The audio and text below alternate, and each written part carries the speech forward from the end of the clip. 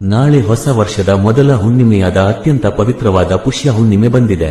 ಈ ದಿನವನ್ನು ಜ್ಯೋತಿಷ್ಯ ಶಾಸ್ತ್ರದಲ್ಲಿ ಮತ್ತು ಆಧ್ಯಾತ್ಮಿಕವಾಗಿ ಬಹಳ ಶ್ರೇಷ್ಠವೆಂದು ಪರಿಗಣಿಸಲಾಗುತ್ತದೆ.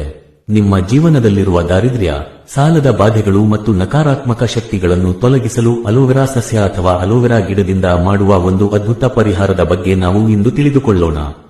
ಈ ಪರಿಹಾರವು ನಿಮ್ಮ ಹಣೆಬರಹವನ್ನೇ ಬದಲಿಸುವ ಶಕ್ತಿಯನ್ನು ಹೊಂದಿದೆ ಎಂದು ಶಾಸ್ತ್ರಗಳು ಹೇಳುತ್ತವೆ. ನಮ್ಮ ಪೂರ್ವಜರು ಅಲೋವೆರಾ ಗಿಡವನ್ನು ಸಾಕ್ಷಾತ್ ಲಕ್ಷ್ಮೀ ದೇವಿಯ ಸ್ವರೂಪವೆಂದು ಮತ್ತು ಮುಕ್ಕೋಟಿ ದೇವತೆಗಳ ನೆಲೆವೀಡು ಎಂದು ನಂಬುತ್ತಿದ್ದರು. ಈ ಹುಣ್ಣಿಮೆಯ ದಿನ ಅಲೋವೆರಾ ಸಸ್ಯದ ಮೂಲಕ ನೀವು ಮಾಡುವ ಒಂದು ಪುಟ್ಟ ಕೆಲಸ ನಿಮ್ಮ ಆರ್ಥಿಕ ಸ್ಥಿತಿಯನ್ನು ಸುಧಾರಿಸುತ್ತದೆ.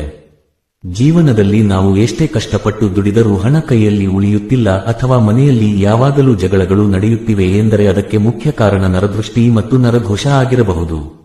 ಮನುಷ್ಯನ ಕಣ್ಣಿಗೆ ಕಪ್ಪು ಕಲ್ಲು ಕೂಡ ಒಡೆದು ಹೋಗುತ್ತದೆ ಎನ್ನುವ ಮಾತಿನಂತೆ ಈ ದೃಷ್ಟಿ ದೋಷಗಳು ನಮ್ಮನ್ನು ಪಾತಾಳಕ್ಕೆ ತಳ್ಳುತ್ತವೆ. ಅಂತಹ ಭಯಾನಕ ದೃಷ್ಟಿ ದೋಷಗಳನ್ನು ನಿವಾರಿಸಿಕೊಳ್ಳಲು ಈ ಹುಣ್ಣಿಮೆಯ ದಿನ ಕಡ್ಡಾಯವಾಗಿ ಅಲೋವೆರಾ ಪರಿಹಾರವನ್ನು ಮಾಡಿಕೊಳ್ಳಬೇಕು.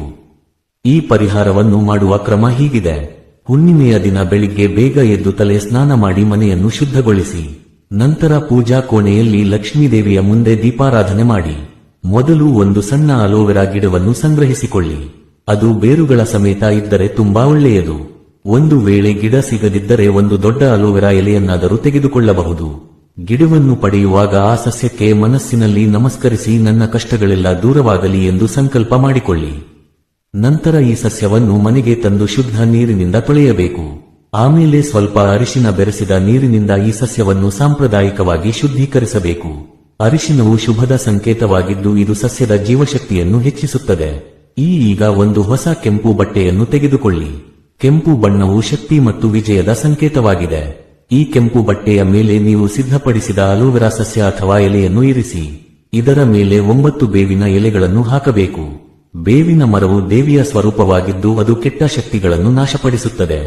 ನಂತರ ಇದರ ಮೇಲೆ 7 ಕಾಳು ಮೆಣಸುಗಳನ್ನು ಹಾಕಿ. ಮೆಣಸು ಶತ್ರುಗಳ ದೃಷ್ಟಿ ದೋಷವನ್ನು ಹಿಮ್ಮೆಟ್ಟಿಸುವಲ್ಲಿ ಬಹಳ ಶಕ್ತಿಶಾಲಿಯಾಗಿದೆ. ಇದರ ಜೊತೆಗೆ ಸ್ವಲ್ಪ ಸಾಸಿವೆಯನ್ನು ಸೇರಿಸಿ. ಸಾಸಿವೆಯು ಮನೆಯಲ್ಲಿರುವ ನಕಾರಾತ್ಮಕತೆಯನ್ನು ಹೊರಹಾಕುತ್ತದೆ. ನಂತರ ಒಂದು ಹಿಡಿ ಉಪ್ಪನ್ನು ಅದರ ಮೇಲೆ ಹಾಕಿ. ಉಪ್ಪು ನಕಾರಾತ್ಮಕ ಶಕ್ತಿಯನ್ನು ಹೀರಿಕೊಳ್ಳುವಲ್ಲಿ ಮೊದಲ ಸ್ಥಾನದಲ್ಲಿದೆ.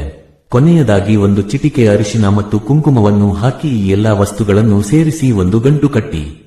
ಈಗ ಈ ಗಂಟನ್ನು ಪೂಜಾ ಕೋಣೆಯಲ್ಲಿ ದೇವರ ಮುಂದೆ ಇಟ್ಟು ಧೂಪ ಅಥವಾ ಅಗರಬತ್ತಿಯ ಹೊಗೆಯನ್ನು ತೋರಿಸಿ.